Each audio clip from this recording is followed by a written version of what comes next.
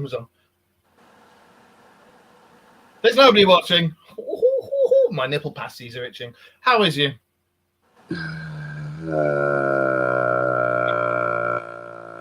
Yeah. Hey, Sarah.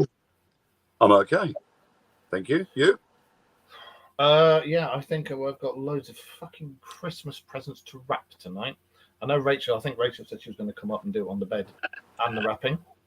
So we haven't got anywhere near any Christmas presents wrapped yet. We got them. We got the presents, and it was you know when you look at them and you go, "Oh, I'll do it tomorrow," and then it's, I'll do it the weekend. We can't do that because we've got both. Tamsin's birthday has just been and gone. Tamsin's birthday's just been and gone. Yeah. And I've got Freddie's in 2 weeks' time, or just under 2 weeks' time. And in between, we've got Tamsin and Freddie's birthday party. Freddie's the same date as Finley. 21st. Yeah. So winter. We're organising everything for the birthday party and for all the birthdays at the same time. And then we got the Christmas presents as well. So, of course, we're getting caught in all of that. And I'm just like, yeah, right. And then Bright Spark me doing the kitchen at the same time. Yeah. And I'm just like, yeah, okay, we'll get there in the end. And hello, Insane Asylum. Insane Asylum. Who is Insane Asylum? Hello. If it's, I tell you what, you ain't gonna get a straight jacket to fit me. I wiggle, wiggle, wiggle. I'm being watched. I think you are as well. Aliens!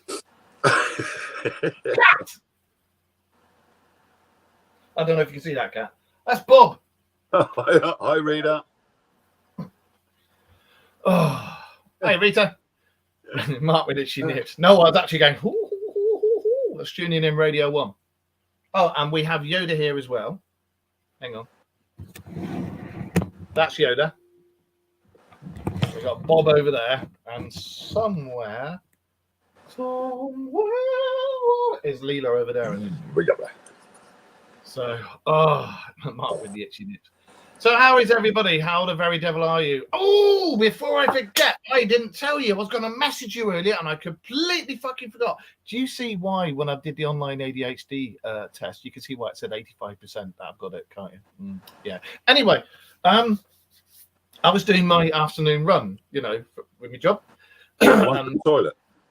Yeah. Big job. And I was, when I go and pick the kids up from school in the afternoon, I take the minibus up across the thank you, Eric. Well, I take the minibus up across the Dales and the moors. It's like a shortcut because their school's in the middle of nowhere. And as I was coming down this road, it takes you right in the middle of what's called the Wolds Triangle, WLLDS, the Wolds Triangle, and it's where all the reports have been, which I never knew existed, of skinwalkers, dogmen, wee wolves, big cats, and there's been tons of reports in this Wolds Triangle. And I was driving along, and I was like, "Morning, man, biz, do." I think Becky was on the phone to me. Yeah, I'm sure Becky was on the phone to me. And I'm driving along, and I'm like, "Oh, blah blah blah," talking, and I just look to the right, and I'm literally along the tree line because it's all woods and everything, like spruce trees and everything. There was a fucking black cat, and I don't mean one of these black cats. I'm talking big black cat. And I've seen two cougars, and we're not talking 40-something-year-old females with short skirts. I've seen two cougars in the past in the wilds in Somerset. One walked across the front of the road in front of me and Taylor, and myself and Becky have seen a sandy-coloured one drinking from a brook, and it was the same size, tail like that. And to start with, I only noticed it because it was like jet black against the green. And I sort of looked like that as I'm going past. And I thought it was a bin bag. And then all of a sudden he went and just sat up and looked and was like that. And I've got, what the fucking hell was that? And I couldn't stop. There was 3 bloody cars behind me. And there was a load of other cars coming straight towards me. Yeah, if you could, please. Thank you. Hi and bye. But yeah. And there was this bloody great big cat. And went down to a side lane that I have to turn off on. You can still see the field from the side, and I've turned and looked, and things gone. So I was going to stop if I had enough time on this side lane and try and zoom in and take a picture, because my phone's got like 100 times zoom on it. But now gone. And I shit you not, there was no drugs involved or alcohol. It was a bloody great big black cat. Do I believe cougars or mountain lions can be all black? No, not for a second. I've seen a black cat in the wild in Somerset, and that was a panther, easily a panther. But I've seen a cougar or the beige panther. I've seen that drinking from a brook in Somerset as well. Hang on. So yeah, no, not all the big cats that were set loose in the 70s when the licenses changed. You've got all sorts of different things out there: panthers, cougars. Yeah. Places like the Yorkshire Dales and the Devonshire Moors and places like that, they're quite good places for them to sort of hide out. Jaguars and leopards, the black cats. If you look closely at black cats' fur, if you can get that close, you'll actually see the spots from from here to this Chester Drawers here. You won't, but if you close up and you can actually see the spots. So yeah, leopards and panthers and everything, there's all sorts of things.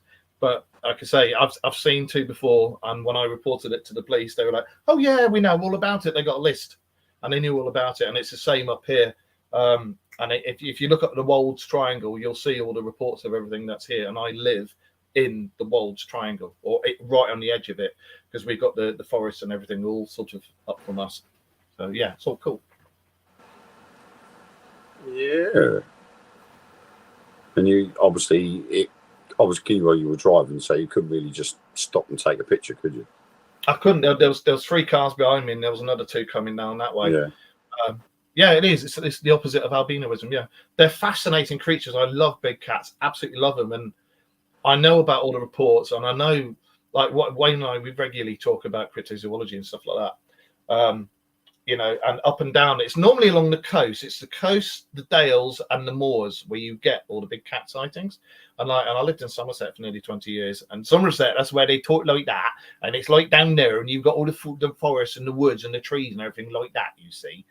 And so there's loads down there. And as you come along the coastline back up, you get loads and loads and loads. And then you get talk of the black shucks and the black dogs and stuff, and Newcastle and Tyne and Wear, they've got them all, and it's all the way around the UK, all the way up the coastline and stuff. So, and they're gradually going inland because there's been more and more reports of them. If this can happen in jaguars and leopards, why not cougars? Well, aren't cougars members of the panther family? I'm sure they are.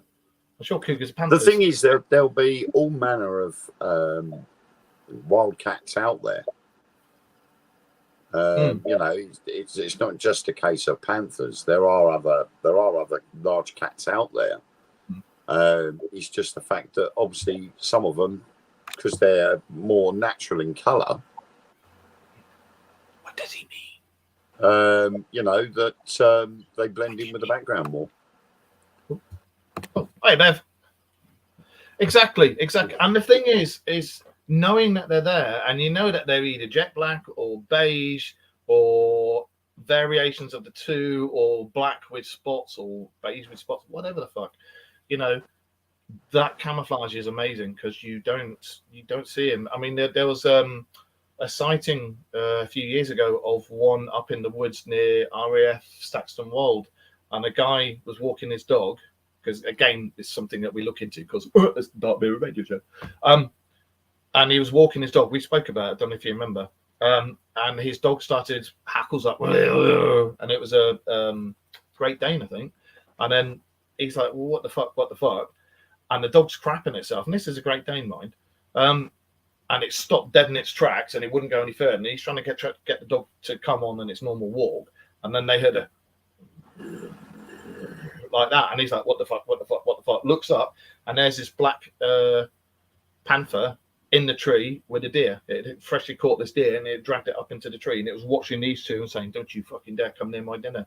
And the guy literally backed up, You're not having my grub. Cougars can be black, because I'm sure cougars. A cougar is. Let me look it up. Hang on. I'm sure a cougar is the American name for a panther. I'm sure it is, because I'm sure a mountain lion cougar is a member of the panther family. Let me have a look. Is a cougar? I dread to think what Google Images will give me for that. Or can a cougar be black? I think that's more the appropriate question. Can a cougar be black? Well, that's racist. Can a cougar? I drive a Ford Puma. Can a cougar be black? Let's have a look.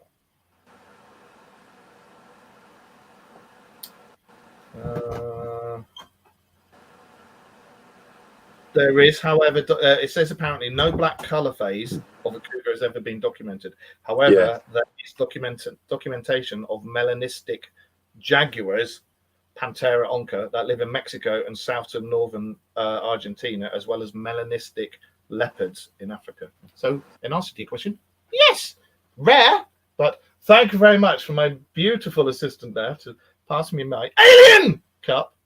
So, thank you. Thing is, I like the way Google and that tried to get around it by saying there is no authenticated case of a truly melanistic cougar. It's not like that. Melanistic cougar. Melanistic cougar. But it is. I mean, I've seen black leopards. You know, because I love all that stuff, and I've seen shows on it, and they've shown black leopards, and as you said, we said just now, if you look really closely, you can still see the spots. But 9 out of 10 black panthers are actually leopards. But if I remember rightly, a panther is a cougar. And again, all jokes about middle-aged women in short skirts, cougars, panthers. There's nothing wrong with cougars. I've got 3 cats in this bedroom, and each one of them thinks it's a cougar. I got the black and white tuxedo cat down there looking at the door going, I hate everybody. You got Yoda here. Yes, a black Yoda. He's here going, dude, because I swear he's permanently stoned. And then you got Bob over here who's permanently startled, and he's just excited about everything. So, I like that, actually. A lot of people misconstrued. Apparently, black panthers do not exist as a species. Yes, mountain lions, pumas, cougars, panthers, they're all the same family. Yeah, black panthers do not exist as a species. If you open any field guide to wild cats of the world, there will be no species as a black panther. All of the large black cats you see on TV and in zoos are black jaguars and leopards. They are not a separate species, but a variant of those cats that show an overload of black pigment in sort of a reverse fashion of albinism. That's exactly what you're reading. The same thing I did. But with that said, thousands of reports of black panthers in the United States. Yeah. And over here in the UK, we've got there's so many black panthers. You got the black panthers and what you guys would call the mountain lions, which again are panthers, but they're the beige ones. So and black panthers purr. Did you know that panthers purr? And I think it's the biggest. Is it the biggest big cat that purrs? No, a leopard and a cheetah. They're the biggest big cats that purr. Tigers and lions don't. There you go. That was information that you didn't know you wanted, but you can thank me later. You can thank Wayne later. You got the information here on the Dark Mirror Radio Show, and you can use that in pub quizzes. Speaking of quizzes, we got one next week. We have got our Christmas quiz next week. I think what we'll do, we'll start at 9 because they go on. I think make sure you have a drink whilst you're doing it because it's always good fun. Mr. Josh, if he's watching, I don't know if you're watching, Josh, but Josh is going to try and join us from America. He was going to give us a call and he's forgotten. Siobhan, hi Siobhan. Yeah, we see you here quite regularly, Siobhan. You're on every week, love. But yeah, he's going to try and join us. And Mr. Wayne is joining us, and his missus, and my missus is, and Andy is, and he is pooping himself because it's the first time he's going to be on camera as part of the team. There you go. That's my black and white cat. Oh no, she's just gone over there. Oh, she's jumped on the window. She's camera shy. She did that as she walked past. Don't look at me. I'm shy. Oh, I'm shy. I used to do my head in that thing. Do you remember that? That was from Smack the Pony? Little Britain. No, it was the two girls. It was the two girls that did a comedy show. And one, she used to dress up as a French maid and go, "Don't look at me, I'm shy," whilst bending over and doing shit like that. Remember? Oh, I thought it was the Fast Show. No. Now the Fast Show is did she look like a deer caught in the headlights, sir? Oh, suit you. Oh no, they did loads of characters, but I'm sure they did one where they say, "Oh, don't look at me, I'm shy." Yeah, that was the girl from the girls' show. I'm sure it's called Smack the Pony. I've never watched Smack the Pony, so how would I know the character? Gone and Smack the Pony a few times. They did know. Yeah. They did know. Oh, sorry to hear that, Bev. You broken your hip? Were you break dancing or were you dirty dancing? Or were you on page 58 of the Kama Sutra? We don't know, but we need to know these things. We don't like to know what our watchers and followers are hurting themselves. So take it easy. What are you doing? Stop it. But, what was I going to say? Right. I've got a question for you all. And what do you think makes for a qualified UFO sighting? Now, the whole reason I want to do this is because whenever I'm not surprised if he fell down. I thought you said you feel down. I was going to say it's not. It says I feel down. I feel down. I reckon it was I fell down. I think it was I fell down. Hi, Cliff. You won't feel down after being on this show for a couple of minutes. Definitely. What do you think of bald, mate? Just to make you smile. It does. It does. I always try and make you smile. I try and make everybody laugh. UFO sightings. What do you think qualifies for a real UFO sighting? How do you class qualified, though? Yeah. That's the question. Well, what ingredients do you think, Aileen, makes it a real UFO sighting? What do you guys in the chat room think? Because as you know, our main thing is UFOs, cryptozoology, and conspiracy theories. I personally, I think that what would make a bona fide official UFO sighting obviously is something that is not terrestrial. Yeah. So if it's not an aeroplane or a helicopter, what is it going to be? Well, whole reason obviously, I mean, there was a case nearby. I say nearby in Hertfordshire last year. Hertfordshire. Where the hobbits were hairy feet. Now, a Ryanair aircraft was taken off from Stansted Airport and was at a height of 4,000 feet and just over the St Elizabeth Centre in Hertfordshire. The pilot saw an object which described as black, which passed within 20 metres of the aircraft. The plane was travelling at around 230 miles an hour, and the object was travelling from north to south. And they have said that it was possibly a drone, but the drone monitoring equipment at the airport did not pick anything up. Now, the question you then have to ask yourself is how many civilian drones can go to 4,000 feet? Exactly. Pass within 20 metres of them. So obviously that's come from a professional pilot. He saw a black object. Now, this black object has passed within 20 metres of the plane. I personally I've had a drone and I've never been able to get it past 200 feet. So I've got one, and yeah. You know, and then I can zoom forward to June this year. Bizarrely enough, this was in Colchester in June.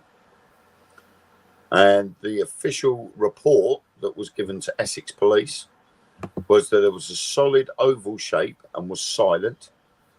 This was not a drone or a model aircraft due to the way it was flying, and the person viewed it from inside the rear of their home. The object did not leave their sight until it was too far in the distance and obscured by another property. No explanation as to what this object could be. They said I would like to report a sighting of an unidentified flying object. This occurred around 11:05 this morning on the 5th of June 2023.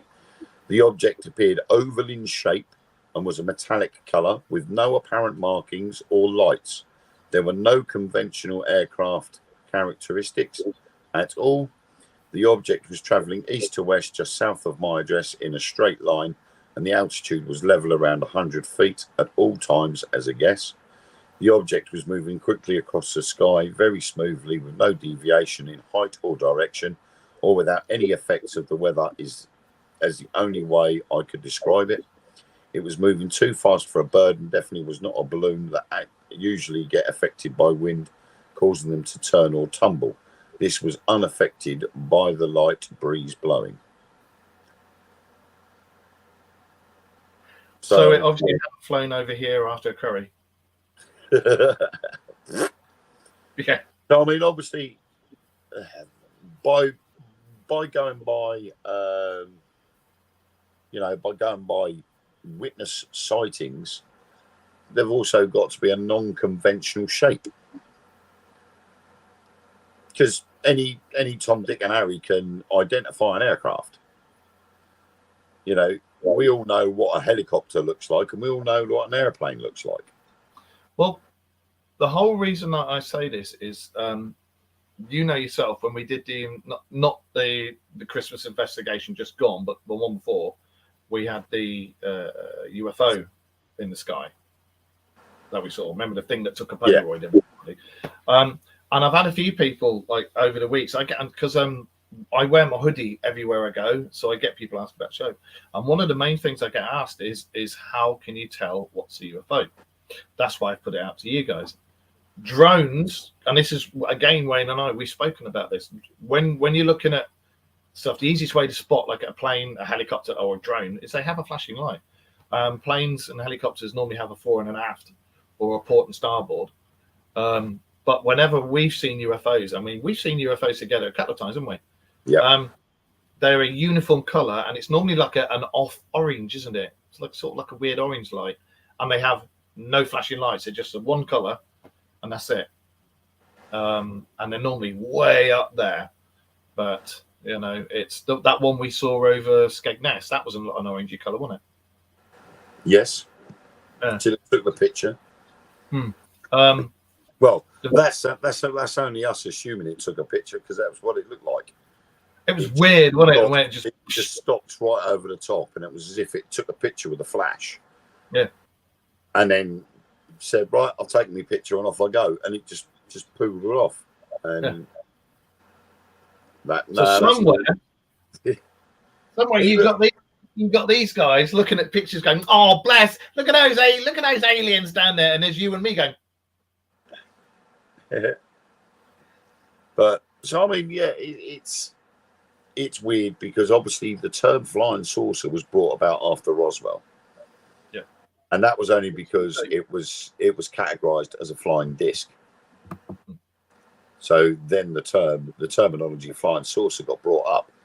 But in theory, if you go back to Adolf Hitler's and the crazy Nazi scientists and Die Glocke, that certainly wasn't a flying saucer. Well, they still reckon that there's a Nazi bases there, don't they? Because he, at one point, I can't remember which admiral it was, but they were just before the World War II started, they went to Antarctica and said that they were doing a whaling base. They were doing a whaling base because it was predominantly they sold the most baleen and whale fat to around the world, and then World War II started.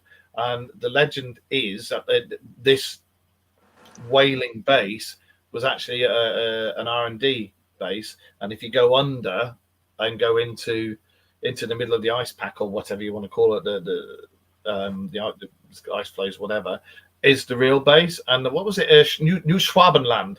New Schwabenland is supposed to be where they did the R&D on the UFOs, and a lot of the UFOs you see in the over the snow is supposed to be theirs. And when Admiral Byrd took his mini fleet over there, they got taken on by two Nazi UFOs. It wasn't read that it was a Nazi UFO, but they presumed it was because it was in the area of New Swabenland, and these 2 UFOs came out of the water and took on this fleet, and the fleet, the might of the American fleet, they turned and ran from these 2 things. Nothing they fired at these two UFOs could touch it. So, and I've seen the interview with Admiral Byrd and stuff, and the things that he's seen and talks about, either that guy was off his tits on mushrooms, or he knew what he was on about. Have you ever seen him when he talks about when you go beyond the ice wall in Antarctica, and there's like mountains and green fields and this, that, and the other, and he said there's enough food there, food-free resources there to feed everybody. There's enough coal there to keep everybody going for thousands of years, and all this stuff. And it's like, but there's supposed to be nothing there, and there's supposed to be another R&D base out there, which is supposed to have something to do with, it's got, what is it? Ionized microwave technology that's used for detecting UFOs, but apparently it can be pointed and the power on it can be adjusted, so it's either good or bad, and it's actually a weapon. It's used as a weapon, but they say it's no. It's a monitoring station, and it's not.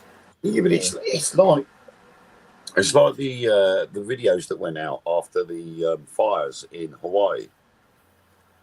They're saying about this high energy weapon being used. Yeah. And they're like, no, that's just you in War of the Worlds heat ray rubbish. And you're like, well, hang on a minute. We know for a fact that the spotlights used on police helicopters, if the light from one of those is focused enough and concentrated in one particular area, it can set fire to things. Yeah, that's right. So, and that's just a police helicopter. Yeah. On an industrial or military scale, that same light can be used to devastating effect. Well, why not? It is possible. It's just they're trying to blindside you into thinking that it's not.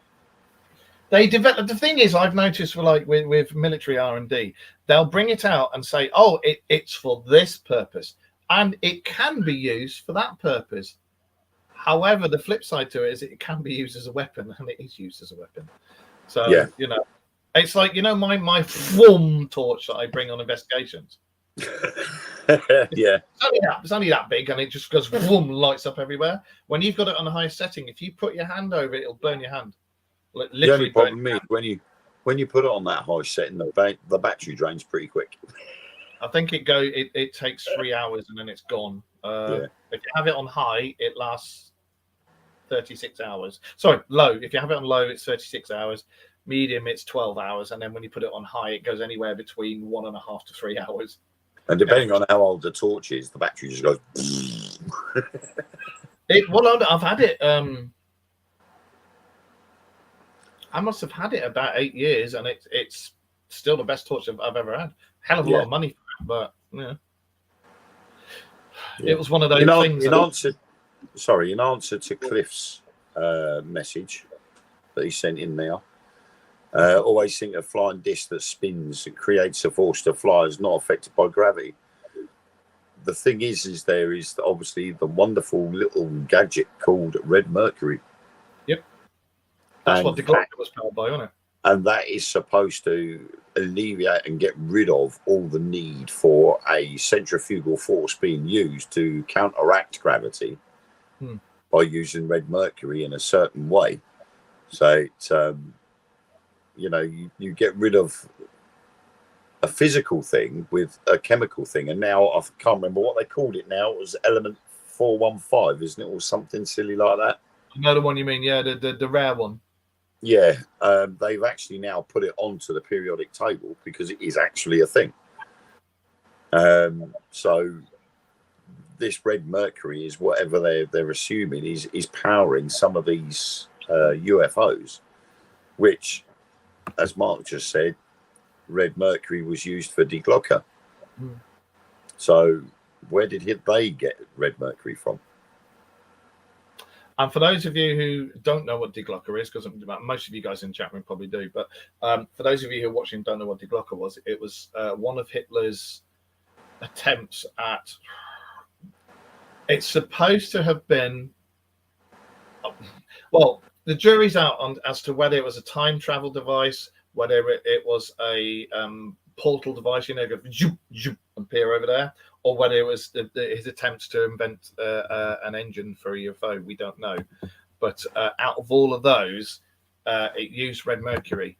And the thing was, there are, again, I won't say legends, but there's been evidence that the Nazis were given advanced technology to build the stuff that they built, and they were ahead of the rest of us with the things that they built.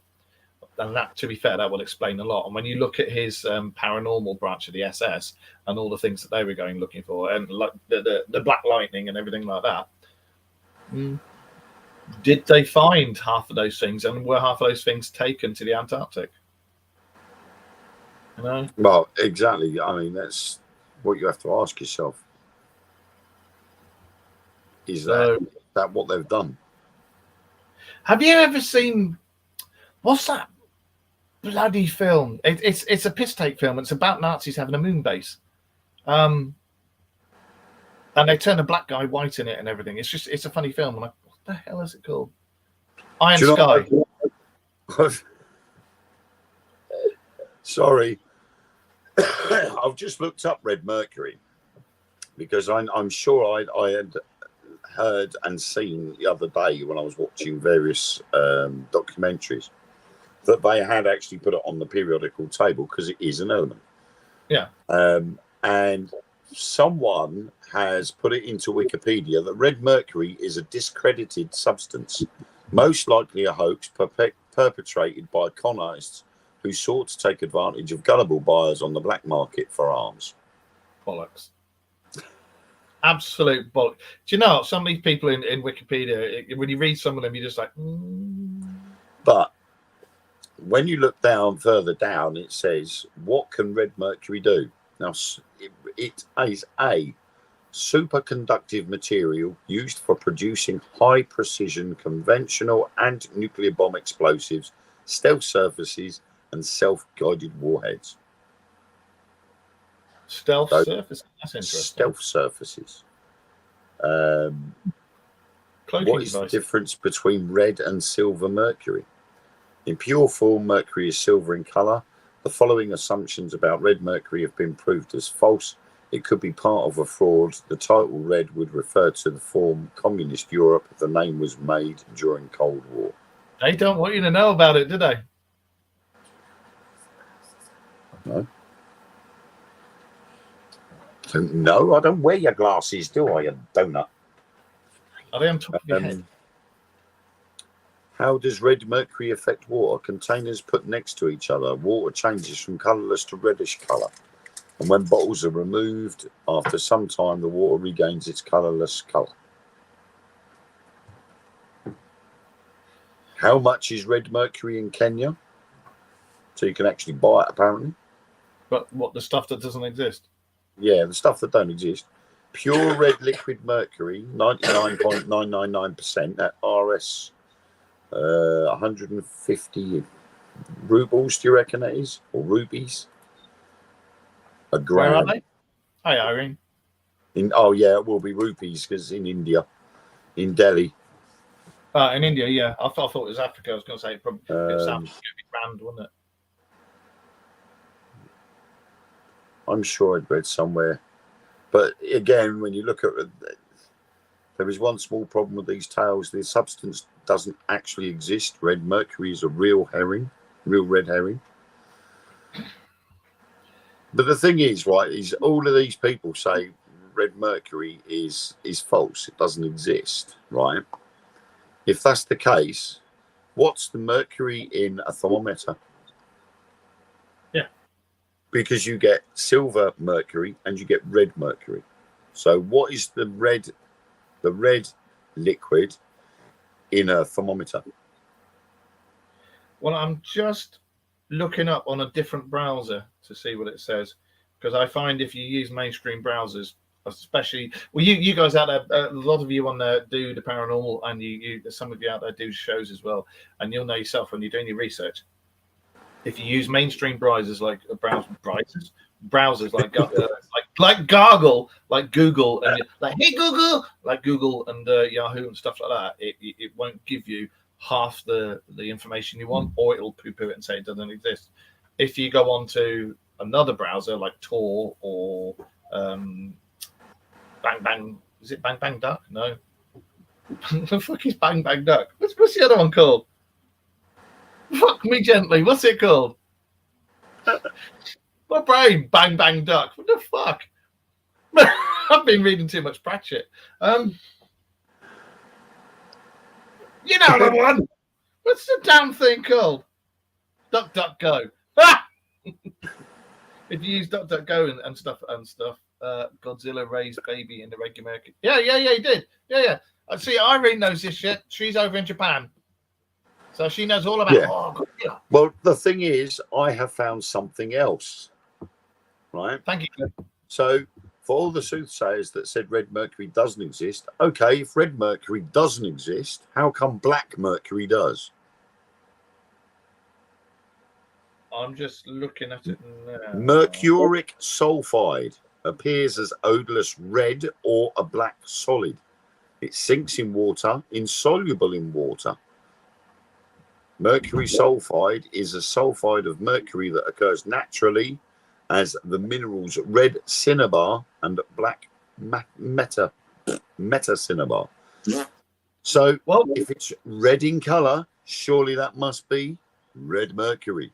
Hang on, it said it was false flag. Well, I'm just looking at the New Scientist. Cherry red and very dangerous. Red mercury, a uniquely powerful chemical explosive which has been dismissed by many experts as a myth, is real, and it could pose a serious threat to the world's attempts to control the spread of nuclear weapons. Yep.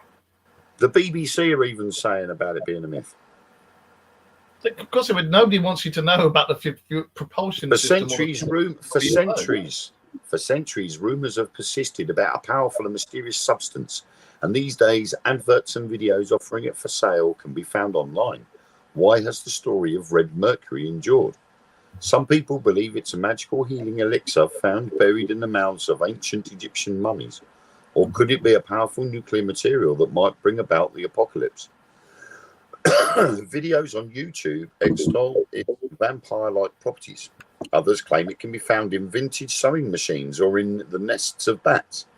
There's one small problem with these tales. The substance doesn't actually exist. Red mercury is a red herring. Despite this, you can find it being hawked on social media and on numerous websites. Tiny amounts are sometimes priced at thousands of dollars. Many of the adverts featured a blurry photo of a globule of red liquid on a dinner plate. Next to it, there will often be a phone number scribbled on a piece of paper for anybody foolish enough to want to contact the seller. Serious buyers only, reads one advert. We need proof of funds to make proof of product. The impression given is that mysterious and illicit commodity is on offer. It's a game of con artists, and the danger is that people are going to be swindled, that they might be robbed or mugged, or that they'll just waste their time, says Lisa Wynne, head of Anthropology Department at Macquarie University in Sydney. Professor Wynne first came across the phenomenon when she was working at the pyramids of Giza in Egypt and sharing an office with the leading Egyptologist, Dr. Zahir Hawass. Did you say Giza in Egypt? Yeah. So you've got some bloke there go, do you want to buy a motor? Oh, mate, John. It's dodgy stuff, One day, Dr. Hawass received a visit from a Saudi prince whose mother was in a coma. This man had been spending all of his energies and money trying to find something that would save his mum. So he turns to the sheikh in Saudi Arabia, a faith healer, who tells him there is a magical substance that is found buried in the throats of mummies in ancient Egypt. And if you go to Egypt and ask this archaeologist, he'll be able to provide you with red mercury. But when the man arrived in Egypt, the archaeologist set him straight. Dr. Hawass says, I'm sorry about your mother, but this is a bunk. This is no such thing as red mercury. So this just repeats exactly what I've been saying about social media and the internet itself. For everything that makes sense and that gets put out there that is truthful and honest and is real, there are people out there that are purposely putting crap out there and flood the internet with that crap. to try and push you away from the truth.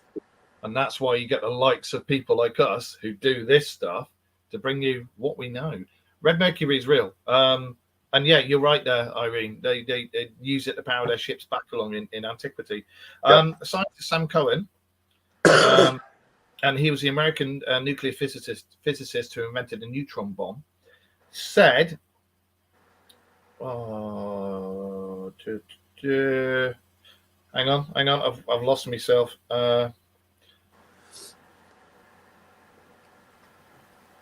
Talk amongst yourself.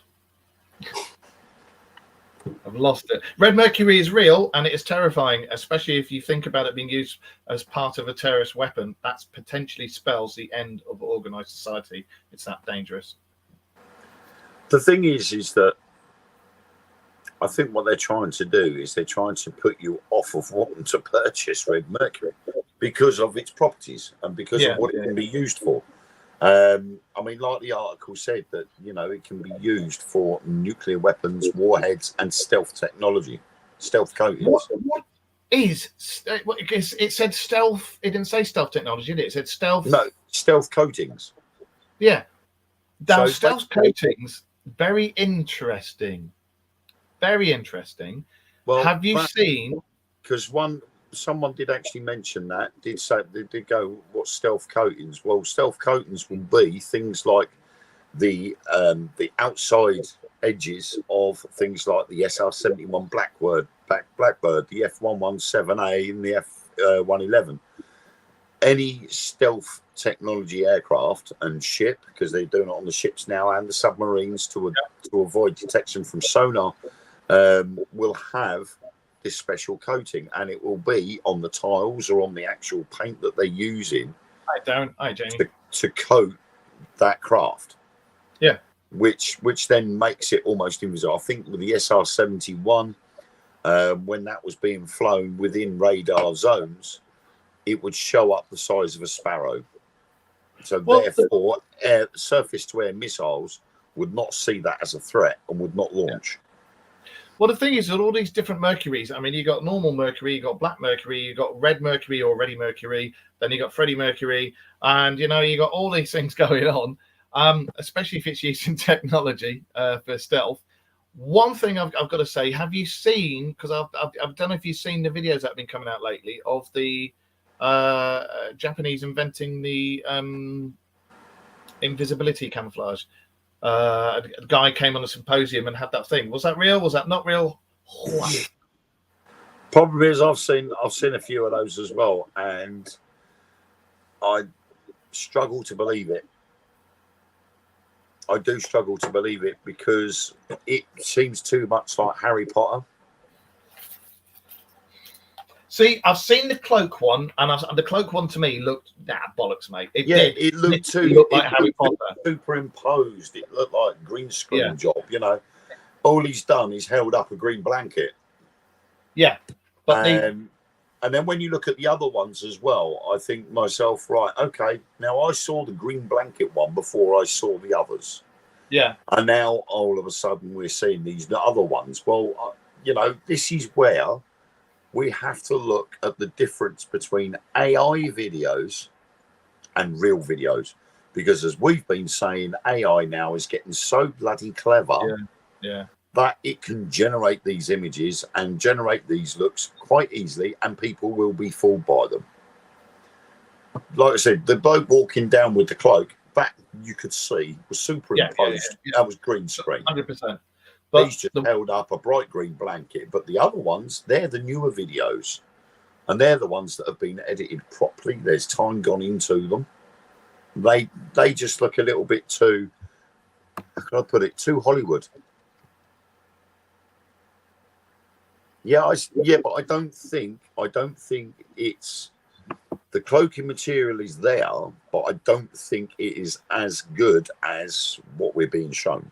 The one I've seen that I don't think is AI, because it yourself, AI looks too crystal, too clear, too like looking in a mirror sort of thing.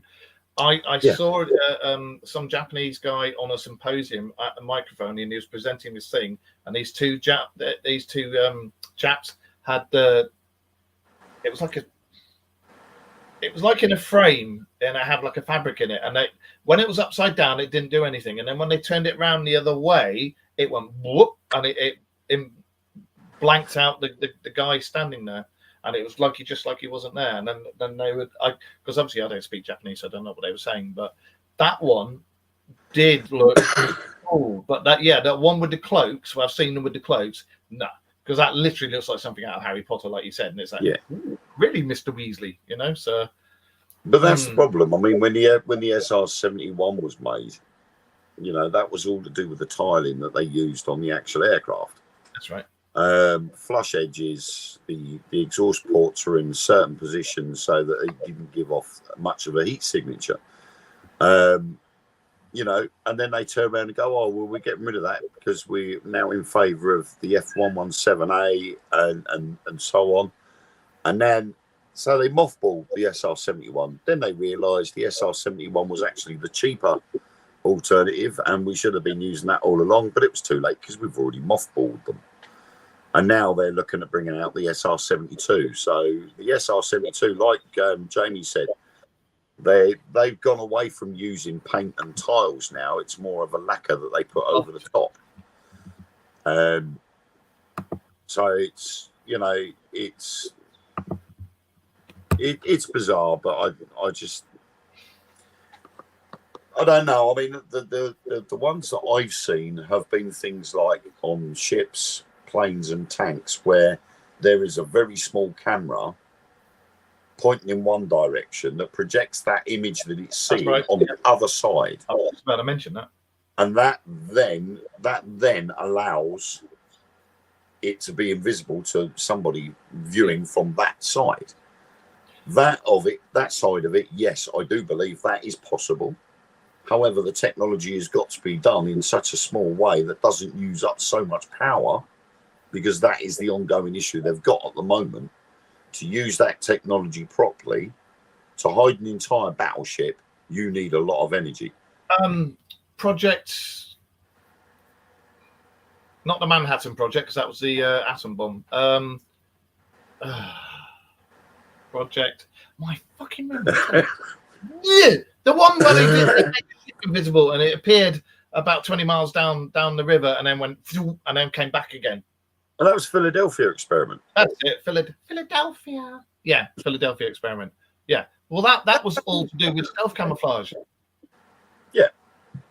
And the two that I know of in the military, which there was rumors, because Wayne's ex-RAF, I'm ex. It's only TA. It's like the US. What do you call it in the US? Their version of the TA, National Guard. But the ones I knew of, I knew about the camera ones, and there's supposed to be suits with tons and tons of cameras on that projects everything back. But there's also a mirror one as well, which is like lots and lots of mirrors, but it's not glass, it's something else. And while it does reflect back and it looks like there's nothing there, you can make out an outline of whatever's there. It's not good. But the other one, the one with all the cameras, is supposed to be a hell of a lot better. Yeah, and that's because it's actually taking in the image that it sees on the opposite side and then projects it on the other side. So you're then getting the appearance that you're looking straight through something. Yeah. So it then, and it's all in a way, all in a bid to try and make that object invisible. Yeah. And next to actually having a force field, and again, the force field, in a sense, has got to have some way of being able to bend light or project light in such a way that makes it look invisible. Got a new military sub that destroyed a Russian missile in the ocean. It's so stealthy, Russian military couldn't hear it moving. Yeah. You guys have to top that technology. And as you said, we should come over there. I'd love to come over there and have a look at Japan. Absolutely love to. Kampai! Yes, love to. You just have to keep me away from sushi. I got nothing against eating raw fish, but I couldn't eat it. you'd make the world's worst lesbian. That's all I can say. Now, things like dumplings and noodles. I can eat dumplings and noodles till the cows come home. I love them. See, I don't mind sushi. Don't mind sushi at all. I can't do sushi. What's that? You can come and stay with me. You're on. We'll all come over. We'll all come over. We're all coming over, Irene. Yeah.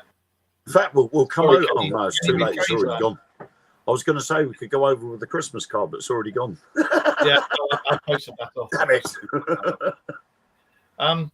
Could have stuck ourselves in the envelope. Yeah, no, that's all gone. Like I say, covered it in first class stamps and posted it off. So, yeah, it makes you wonder. All this technology, instead of using it for nefarious purposes like most of the government and military do, why don't they use it for good? Because it's absolutely ridiculous. And it's like, one thing I've got to say, we don't normally talk about bobberments, right? I've got to have a rant about this.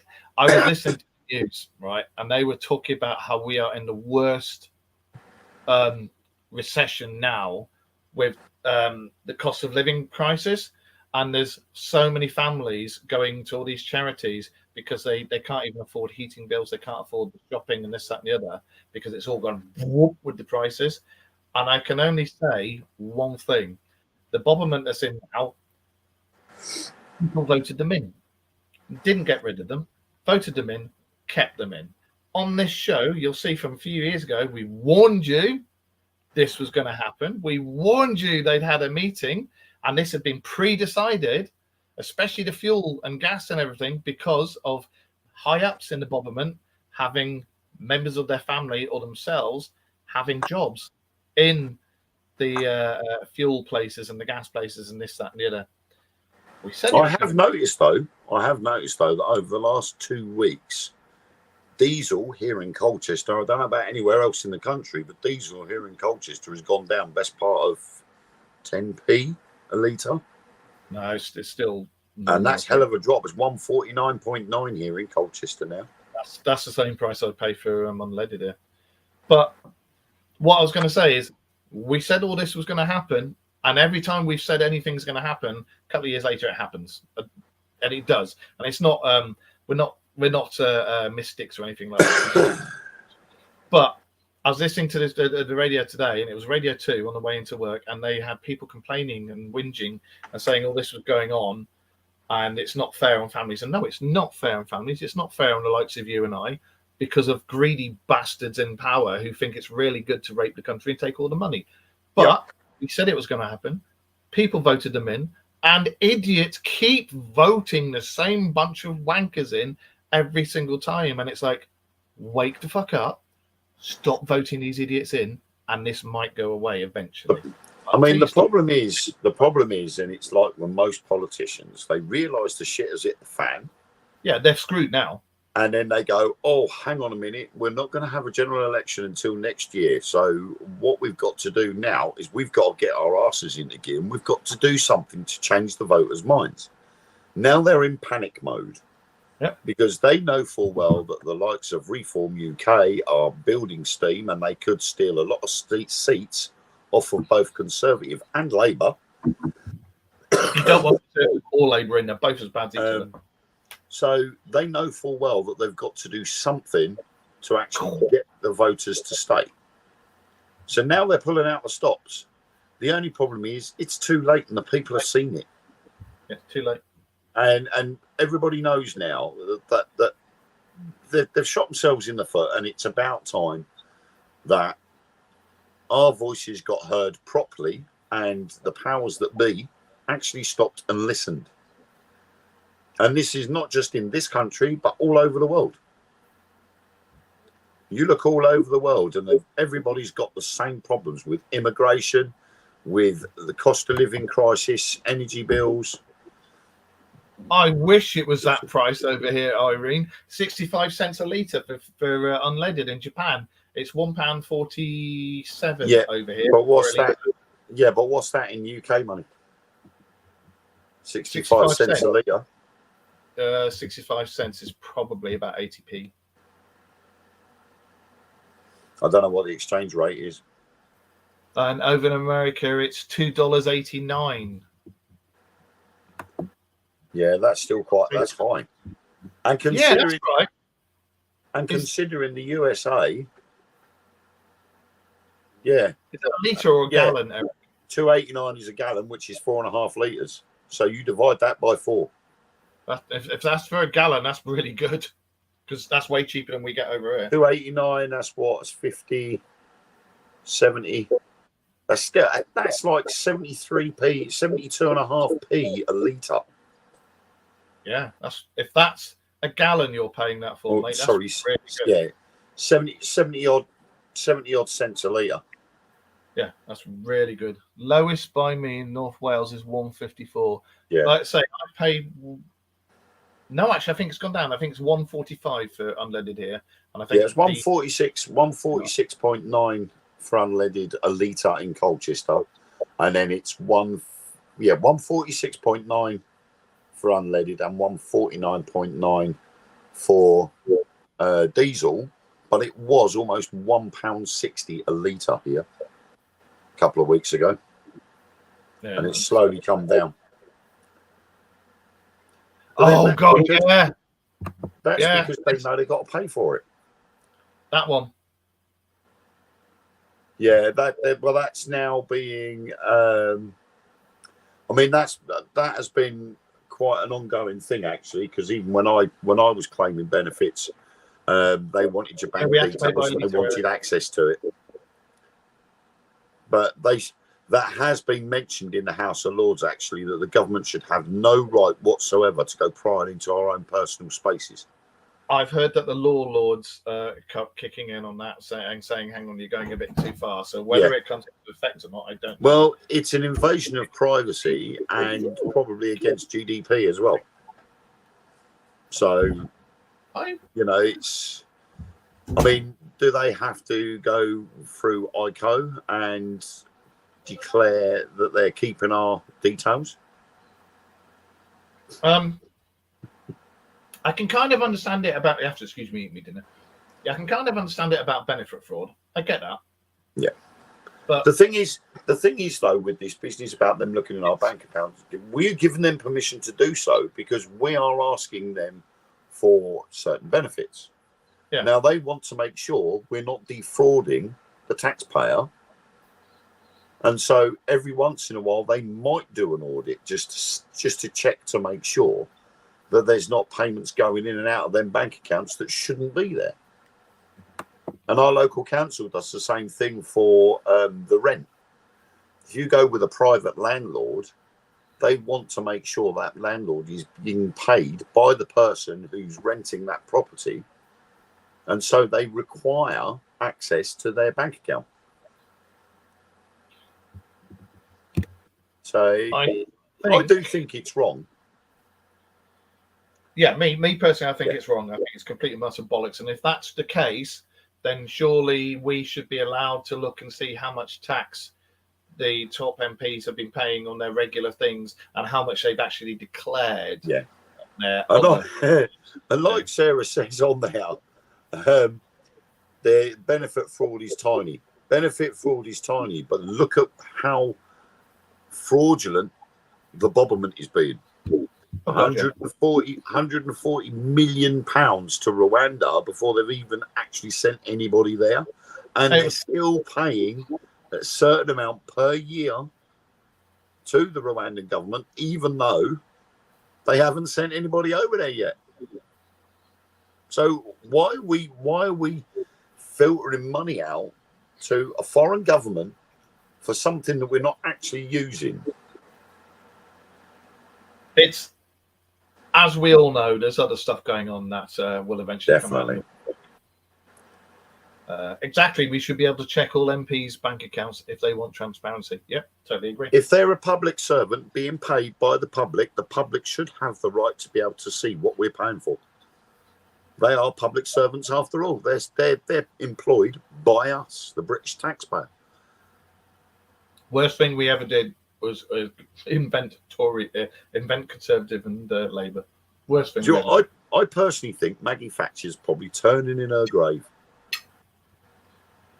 because whether loathe or like the woman, she actually made sense in a lot of things. Yeah. And I think she would be turning her grave now if she actually saw what the Conservatives have gone and turned to. I mean, we all knew back in the 80s that the Conservatives were there to line their own pockets. Yep. And all Labour wanted to do was turn us into a communist country. But it just seems that over the decades, the Conservative Party have just got worse and worse. Mm-hmm. And they're just in it for themselves. And now Labour has done the same thing. The big three, even though Lib Dems are almost non-existent at the moment, you don't hear much of them. It's all about Conservative, Labour and Reform UK. But all the big two are doing is just arguing the toss with each other and trying to grab brownie points for, oh, well, you said this and you did that. I mean, what's done's done. You know, you can't. COVID inquiry, they reckon, is going to take 10 years, but other countries have had theirs. It's been and gone. They've just turned around and said, right, you were responsible. That's it. End of. Yeah. Whereas us, oh, we need to have a full bloody layout dictionary of everything and day by day account. I was just about to say, as Sarah said, we have a PM who was a banker involved in the 2008 banking crisis. Yeah. And he was also the Chancellor of the Exchequer, wasn't he? When the COVID stuff was going on. And it was, funnily enough, when the COVID thing first started, it was their meeting that they all had where they decided on the price hike and then selling of the pushing for people to have electric cars when the price hike of the fuel crisis came in, because all these people were all involved in the electricity hike and everything like that. It's all fraud. It's all bollock.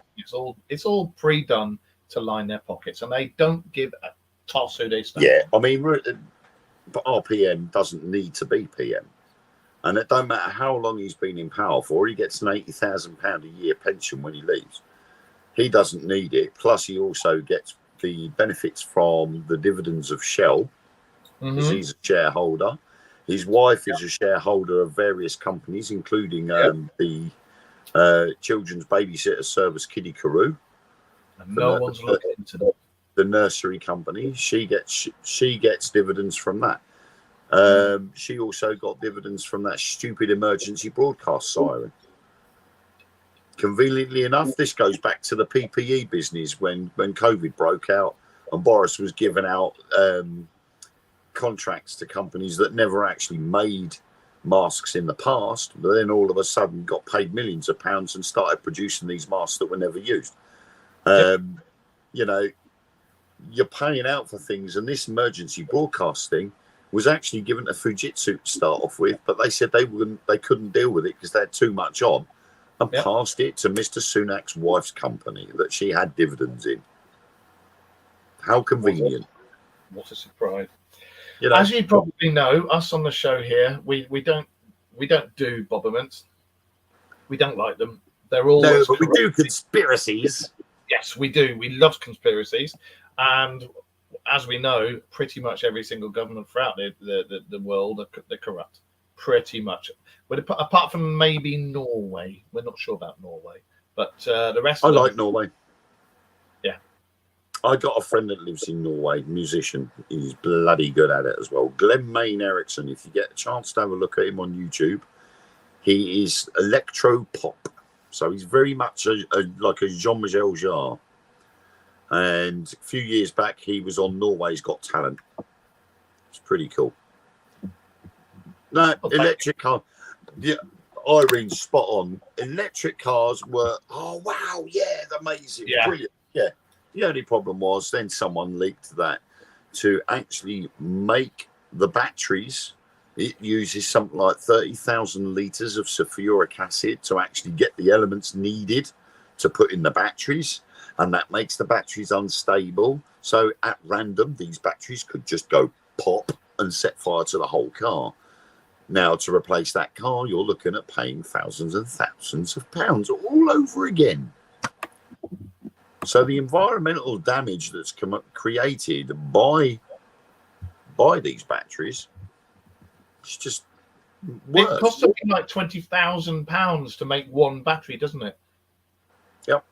And it's ridiculous. You got all the slavery and everything that goes on, and the environmental damage that's caused from the sulfuric acid. I mean, it's got to go somewhere. So they've got to dispose of that sulfuric acid when it's all been spent.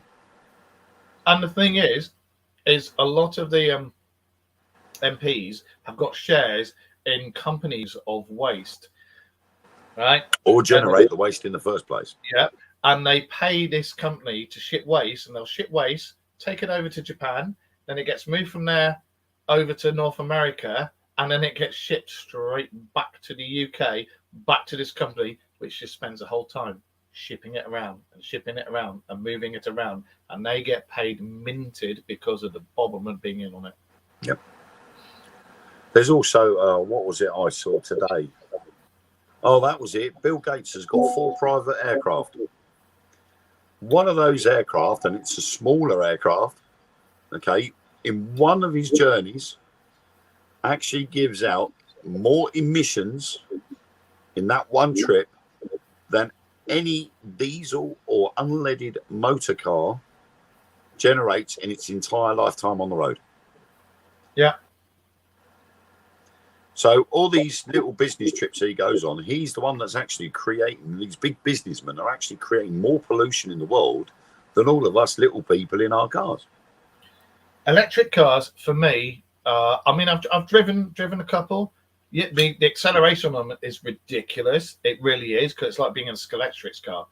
However, and this will show you what they're like. I had a Fiat 500 on loan whilst my old car, the Jeep, was being serviced. And this thing I picked up from Hull, drove to where, and it was on, had a full charge. I drove from Hull to where I used to live in Howden, which was 22 miles. Stayed there, the car didn't move, and then I drove it back later on from Howden back to Hull, and again 22 miles, so just under 50 miles, and there was a quarter of a charge left in it. That's ridiculous, absolutely ridiculous. And you don't get the range on them. You just don't get the range on them. But this is where you need a self-charging electric car. See, again, it's all about the money. Oh, your car has only done, you've got to do 200 miles, but your car is only going to do 120 miles on a full charge, which means you have got to stop somewhere to charge your vehicle. So you stop to charge your vehicle. Most of the time it's at a service station, and they're going to charge you the equivalent of, I think I've seen a video where a lady had stopped at a service station to charge her car up enough to continue her journey till she gets home, right? And according to the electric monitor thing that charges her car, it cost her £38 just to get 80 miles worth of electricity in her car. Yeah, ridiculous. Now, that 80 miles, I could do that on 20 quid in my car and still have fuel left over. And you've just proved it yourself. It's all to do with the scam that's going on of the guys who run the fuel companies and the electric companies. And they did all this first. They hiked everything up, the cost, the prices, the price of electricity. Then after that had happened, and they said to us, oh, this is going to happen. It's going to go up. It's going to go up. Then when that happened, they went, do you know what? Electric cars are the way. You should buy an electric car.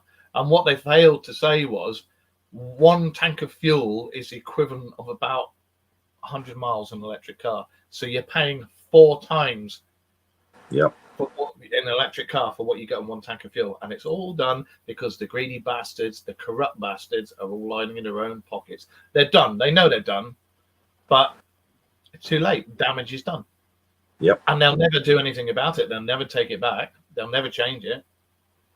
And the thing is as well as it all relates to reducing this carbon footprint, but what they seem to forget that a lot of people, well, they try to blindside people into thinking that we've got to be zero carbon.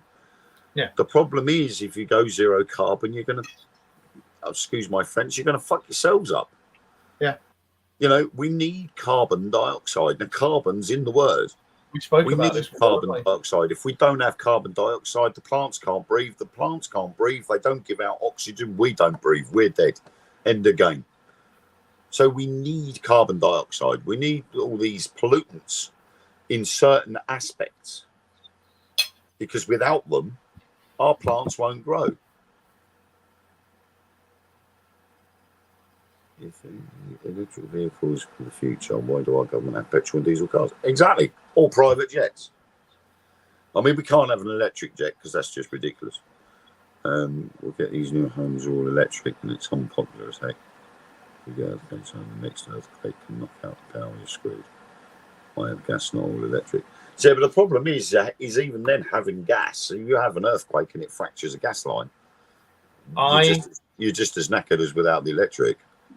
That there, I can remember a few years ago that they were trying to get together a reform to charge different areas X amount for the oxygen that's used. I saw that comment, and the first thing I thought of was Spaceballs.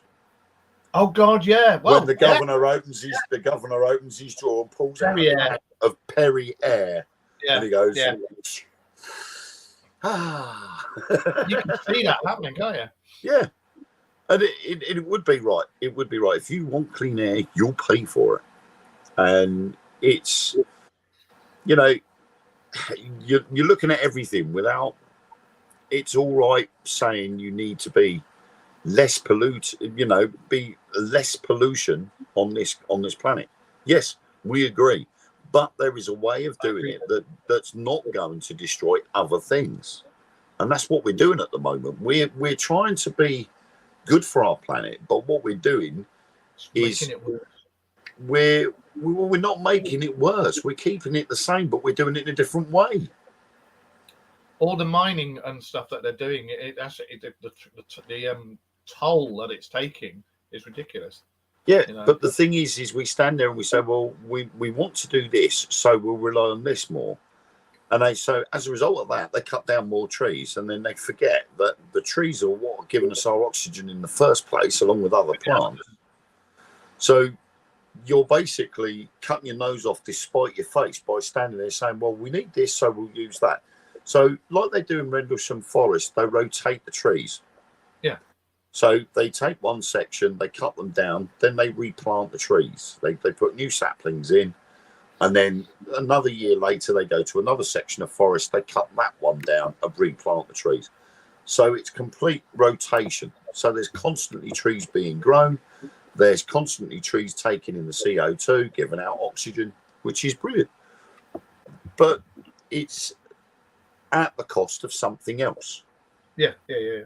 So where we're benefiting with one, we're taking and losing with the other.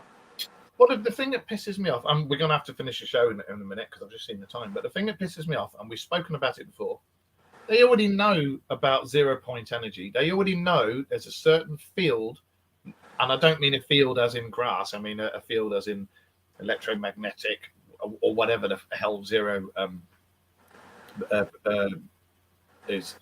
But they've they know they can reach the 0 point energy field. They know they can reach it, and they know they can tap it. There's been several things invented, 0 point energy generators invented. Unlimited energy, free energy. You can never run out of 0 point energy. It's limitless. The government have all that. They've snapped up all the patents, all the inventions, and anybody's dared kick up about it, they've killed them. They've taken them out. We all know this. It's common knowledge. It's public knowledge. But they still turn. I saw something the other day actually about that, and that was I can't remember exactly where it was. It was a town in Texas. Had built a Tesla coil. Yeah. And they were going to be using it to project energy to the occupants of the town. So that's free energy. That harnesses the energy from the earth naturally and projects it to the households of that town free. And it would essentially be free energy. So it would be reduced cost because somewhere along the line there will be a price. Nutters.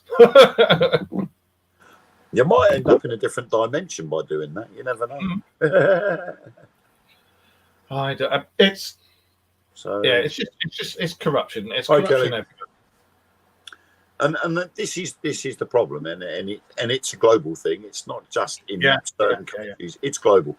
Every bobberman that's out there is going to be looking after their own interests more than they will the people's interests. And it's not until the people stand up and go, "Oi, we've had enough of this," it's about time you got your act together or you're gone. You know, And they won't, because if we do that, they'll do martial law. They will literally get the army out. We're fine, thank you, Kelly. well, yeah, I mean, they can get the army out, but if everybody was to turn around and say, well, bollocks to you, then I'm not going to work, I'm going to stay indoors, I'm going to watch TV, then see what happens.